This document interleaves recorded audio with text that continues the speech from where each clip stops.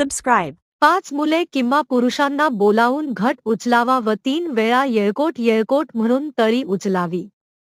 त्यानंतर तळी भंडारा करावा व दिवटी बुधले प्रज्वलित करावे. चंपाषष्ठीचे महत्त्व. या दिवशी मार्तंड भगवान आणि सूर्याची विशेष पूजा केली जाते. सूर्योदयापूर्वी स्नान करून सूर्यदेवाला नमस्कार केला जातो. यावेळी शिवाचेही ध्यान केले जाते आणि शिवलिंगाची पूजा केली जाते, ज्यामध्ये दूध आणि गंगाजल अर्पण केले जाते.